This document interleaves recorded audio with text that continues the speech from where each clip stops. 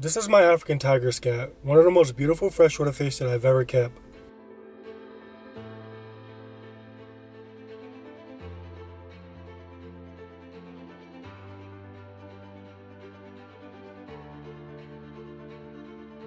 I bought this fish a year ago when he was the size of a quarter. Today he's about 5 times bigger, but still not half his potential maximum size. These fish are not too common, so there are not a lot of experiences being shared about them. So when I bought this fish, I didn't really know what to expect, but after 1 year, I've learned a ton about these scats.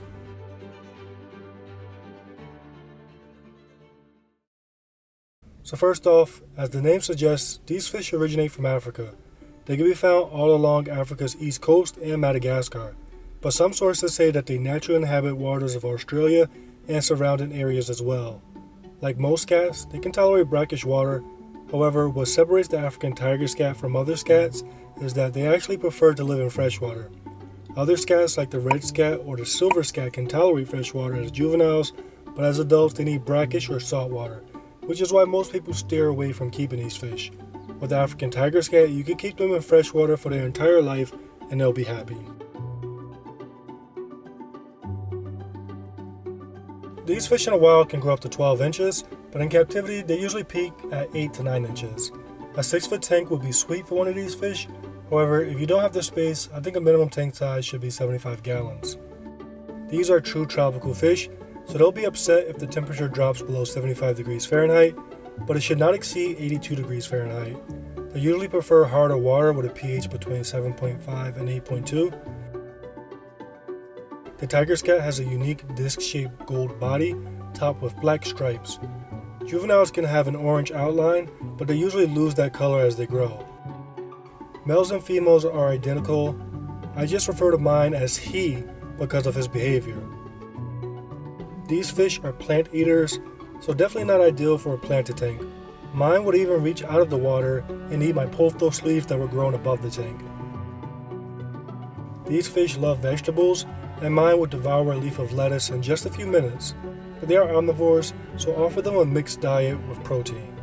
From my experience, these fish are not picky eaters, but they do have an abnormally small mouth for their body size, so you do have to make sure if you buy pellets for them that they can actually fit them into their mouth.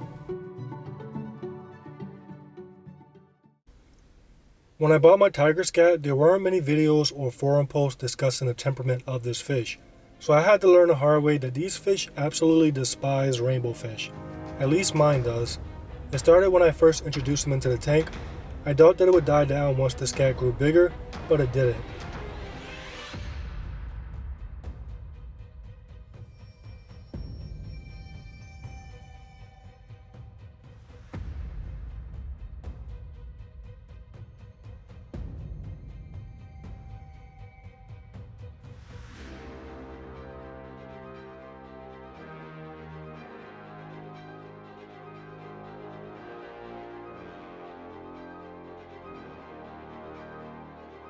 It's weird because I don't know why he hated the rainbow fish so much. They weren't aggressive towards him. I don't think he saw them as competition. Usually fish are aggressive towards fish that resemble them, but there were other fish in the tank that had a closer resemblance to the scat, like my clown loaches, and he never bothered them. Besides the rainbow fish, the scat didn't show aggression to any other fish in the tank. I could say don't keep these fish with rainbow fish, but I think it's safer to categorize these fish as unpredictable, semi-aggressive, aka more compatible with cichlids. So because of this, I decided to remove this scat from this tank and to add him to one of my cichlid tanks. Okay, so I'm up here at night and you can see that the scat is back there, and right now he's still asleep. The light is kind of messing him up. Of course, I have over 100 fish and this is my net quality, so I'm going to try to do a quick repair. Already trying to move.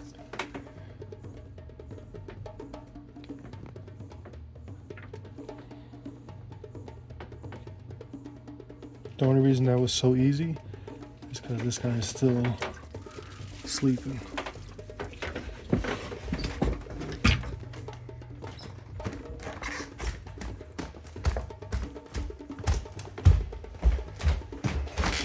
I'm actually surprised he's not flopping around. Go ahead.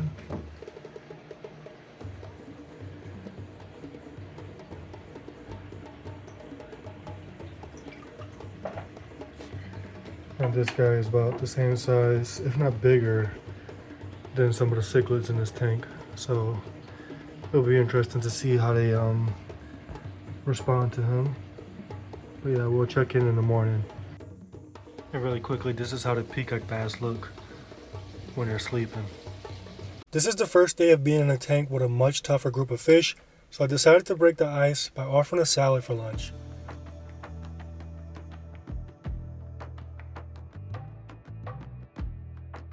The cichlids in the tank are more aggressive than the tiger scat. However, as long as he doesn't challenge them, they don't see him as competition, and he goes under the radar like my non-cichlid fish such as my silver dollars and my danio. I did notice the tiger scat chase the silver dollars a little, but I think the cichlids would intervene if he became as aggressive as he was with the rainbow fish. I'm keeping my tiger scat with Central American cichlids, and I'd say it's a successful mix. With fish this aggressive, just make sure you have a big enough tank and enough fish to keep the attention diverted from the tiger scat. If you keep them with mild South American cichlids like Severum, Geophagus, or even Oscars, I think a tiger scat will fit in well. I think these fish would also coexist well with African cichlids. Inside of my 210-gallon aquarium, he lived with Mbuna cichlids with no problems. As for other fish, catfish should be safe, and my loaches coexisted well with this scat. I think it comes down to your individual tiger scat when it comes to mixing barbs, characin, or even rainbow fish. If you do want to keep a tiger scat with these schooling fish, be sure to provide larger schools so that the scat can't target an individual fish, and also the bigger the tank, the better your chances of success.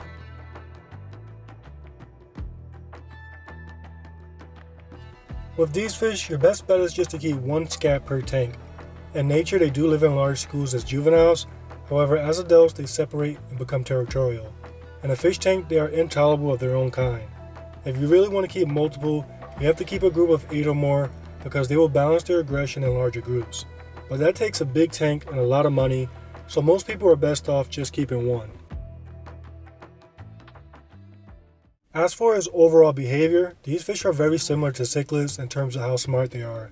It amazes me how mine pay so much attention to what's going on outside of the aquarium.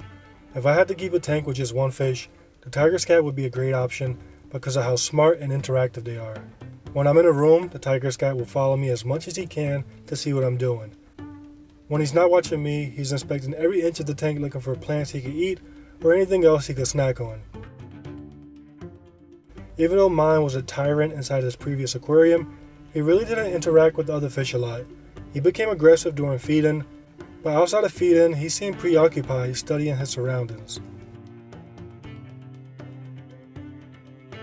So if you're looking for a wow factor for your aquarium, if you want an oddball fish that can live with your cichlids or even by itself, the African tiger scat may be the fish for you.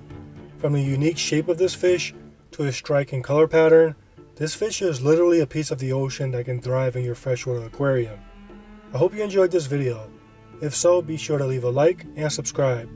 Thanks for watching, and I'll catch you on the next one.